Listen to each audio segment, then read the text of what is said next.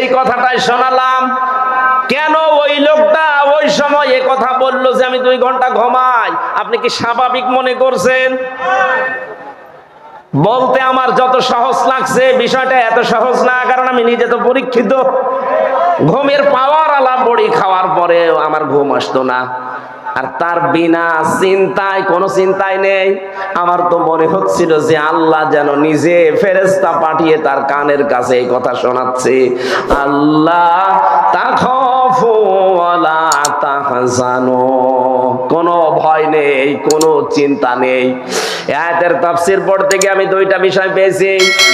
ফেরেশতারা আসার পরে কানের কাছে মুখ নিয়ে জানাতে থাকে, মীর কাসেম আলী ভয় পাবেন না। কিসের জন্য ভয় করেন আপনি? ওই যে জান্নাত দেখা যাচ্ছে, ওয়াবশিরু বিল জান্নাহ। 2 নম্বরে ভয় নেই, চিন্তাও নেই। কিসের চিন্তা? হয়তো আপনার ছেলে ব্যারিস্টার গুম হয়ে আছে, এই চিন্তা হতে পারে। আপনার দ্বারা লক্ষ লক্ষ মানুষের কর্মসংস্থান তৈরি হয়েছে, তাদের কি হবে এই চিন্তা হতে পারে। কারণ বাতিলরা সবগুলো 2 নাম্বারই করে নিয়েছে। এই যে ইসলামী ব্যাংক, কথা বলছে না কেন?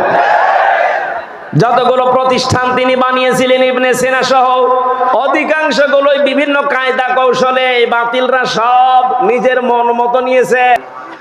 বাংলাদেশের 100 জনের 96 জন যেহেতু আমরা মুসলমান, আমরা এক বাক্যে চামড়ার মুখ দিয়ে বলে ফেলতে পারি আমাদের রব আল্লাহ, কিন্তু টিকে থাকার মতো মানুষ মাত্র 100 জনের 15 জন ছিল। কথা বলছেন? 96 জন মানুষ আমরা বলি যে হ্যাঁ আমাদের রব আল্লাহ, কিন্তু ঝড় আসলে টিকে থাকার মতো মানুষ মাত্র 100 জনের 15 জন। বাকিগুলো সব ওই আমার তালই হয়, এই লাইনে আছি। ঝড় দেখলেই বাতি আগেই নিভে যায়। কোথায় সেই সৈয়দপুরে ঝড় উঠেছে, এই জল ঢাকায় বাতি নিভে গেছে। কিন্তু যারা টিকে থাকতে পারে, সৈয়দপুরে না, এখান থেকে হাফ কিলোমিটার দূরেও যদি বিশাল ঘূর্ণিঝড় শুরু হয়, বাতি জ্বলতেই থাকে। তাদের ভেতরে একজন শহীদ মীর কাসেম আলী। এই লোকটাকে যখন আল্লাহ একজন আছে, তিনি আমাদের রব, এবং টিকে থাকার মতো ঈমান আল্লাহ দেখলেন যে হ্যাঁ টিকে আছে, আল্লাহ পাক বলেন তখন তার বিপদে আমি আল্লাহ ফেরেশতা পাঠাই। এ কথা কার? আরো জোরে বলেন। এটা যে আমি মুসলমান পেয়েছিলাম, আমাকে যে কারারক্ষী পাহারা দিত, তার ভেতরে একজন আমি মুসলমান পেয়েছিলাম, কুতুবউদ্দিন, রাজবাড়িতে বাড়ি। বের হওয়ার কিছুদিন আগে আমারে বলছে, হামজা ভাই আমি ওই সময় পাহারায় ছিলাম শহীদ মীর কাসেম আলীর। ওনাকে যেদিন ফাঁসি দেওয়া হবে সকাল রাত 10টা 1 মিনিটে, সন্ধ্যার সময় আমার ডিউটি শুরু হওয়ার পরে বললাম, স্যার আপনারা 3 ঘন্টা পরে ফাঁসি, আপনি প্রস্তুতি নেন। উনি আমারে বলছে, কারারক্ষী ভাই 3 ঘন্টা তো অনেক সময়, আপনি 2 ঘন্টা ঘুমালাম, আপনি আমারে ডাক দিয়ে 1 ঘন্টা আগে। আপনি আল্লাহর ওলি খুঁজে পান না? মাওলানা মামুনুল হক জেলখানায় আমার পাশের রুমে 3টা বছর মাঝে মাঝে এই কথা আমাকে জানাতো, হামজা ভাই এতদিন পর্যন্ত উল্টা পাল্টা ধারণা আমিও করেছি, এখন বাস্তবতা এসে দেখছি এদেশের সবচাইতে আল্লাহওয়ালা এবং ইমানদার মানুষ যাদের ফাঁসি দেওয়া হয়েছে জামাতের, তাদের যে ইমান কোন পর্যায়ের তা মাপার ক্ষমতা আমারও নেই। আমিও মানুষ হিসাবে মাঝে মাঝে ধৈর্য হারা হয়ে যায়। কিন্তু কি শোনালো কারারক্ষী, 3 ঘন্টা পরে যার ফাঁসি, সে লোকটা বলছে আমি 2 ঘন্টা ঘুমালাম, আপনি আমারে ডাক দিয়েন। তার ঘুম আসে কি করে? আমরা ঘুমের বড়ি খেয়ে আমার ঘুম আসতো না, তাও তো আমার কোনো চিন্তা নেই। আর তার নিজের ছেলে ব্যারিস্টার আরমান গুম হয়ে আছে 8 বছর। তার স্ত্রী ওই সময় অসুস্থ, তার দলীয় লোকগুলো সব পালিয়ে পালিয়ে বেড়াচ্ছে, কেউ জেলখানায় ভর্তি আছে।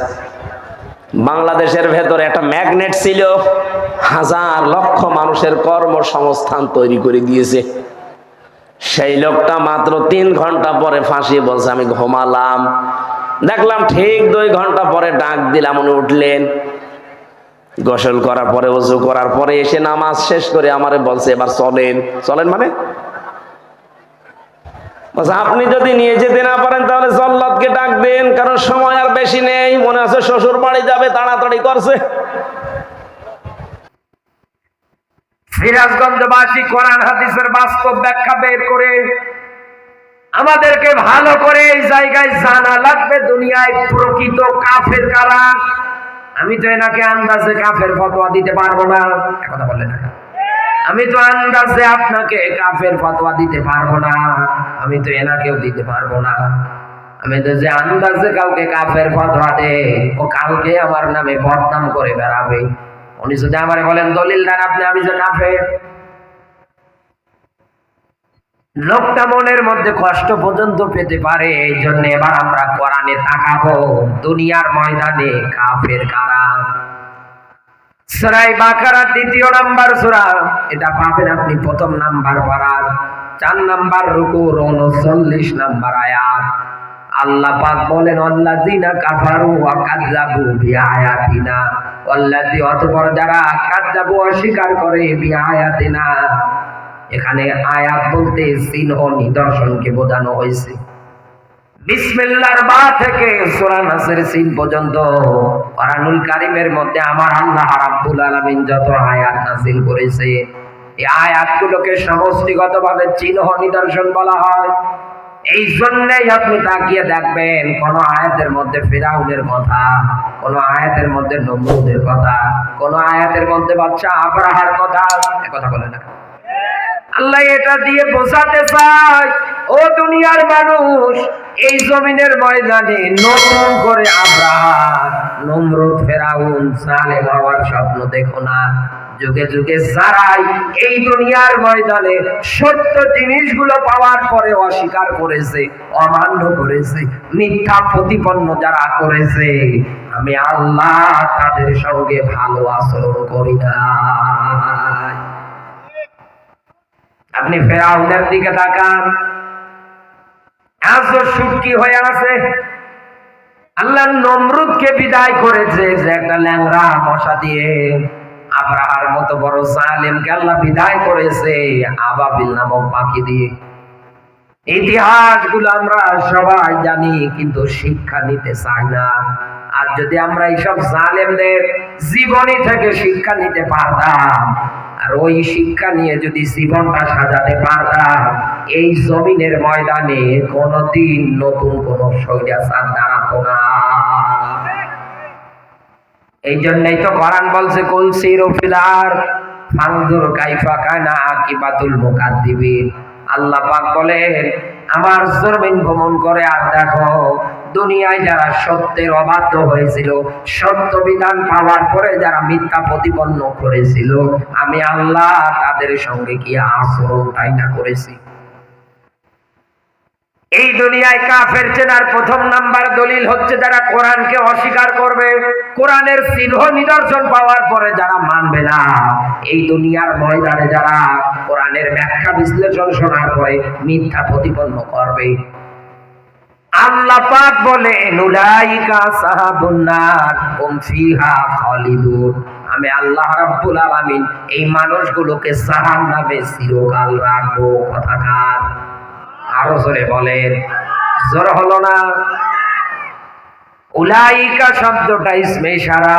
আমার যেমন হাতের আঙ্গুল আছে, আমার আল্লাহরও কুদরতের আঙ্গুল আছে।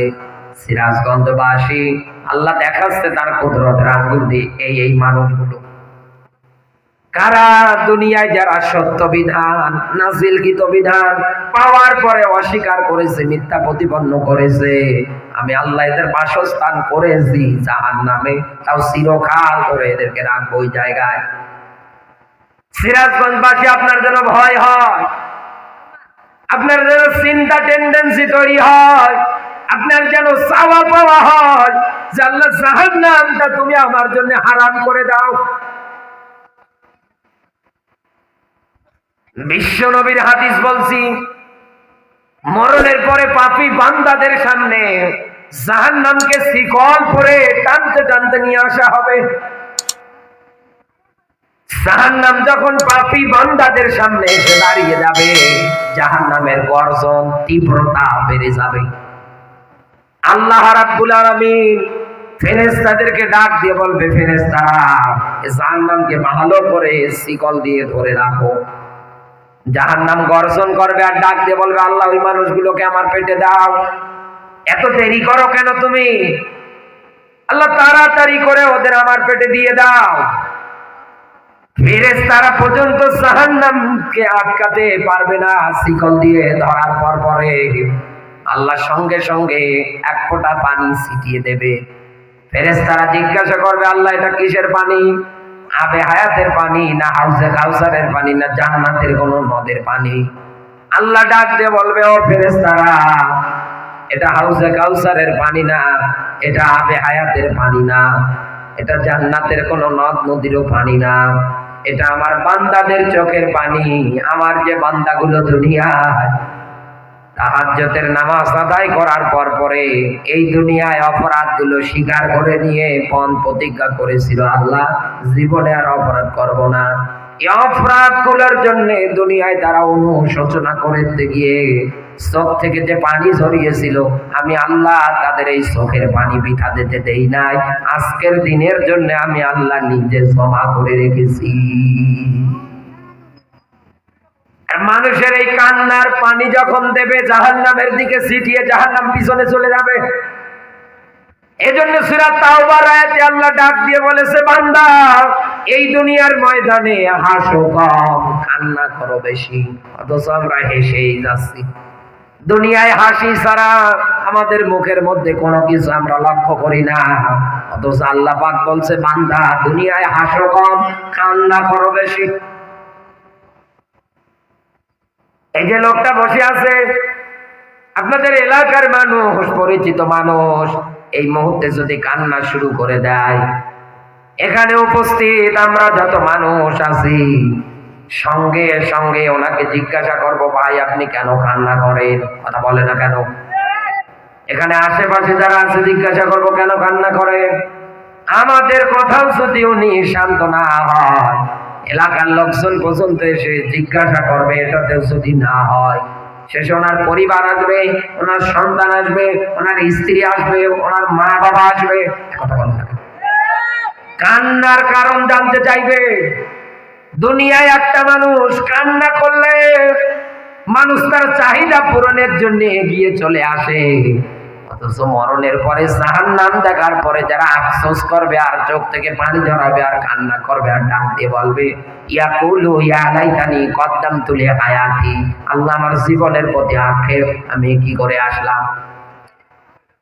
ওই দিন এই মানুষটা কান্না যত করুক না কেন, আর আপন মানুষদের কাছে যত এগিয়ে যাক না কেন, যত মানুষ মরার পরে আপন মানুষের কাছে যাবে, আপন মানুষ দেখা মাত্র তত পালাবে। সূরা আবাসার আয়াত।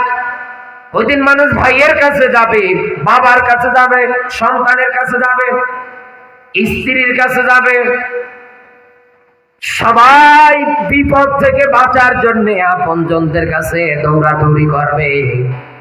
মানুষ দেখা মাত্রই সঙ্গে সঙ্গে পলায়ন করবে। জন্ম দেওয়া মা পর্যন্ত বলবে, দুনিয়ায় তো আমার বিয়ে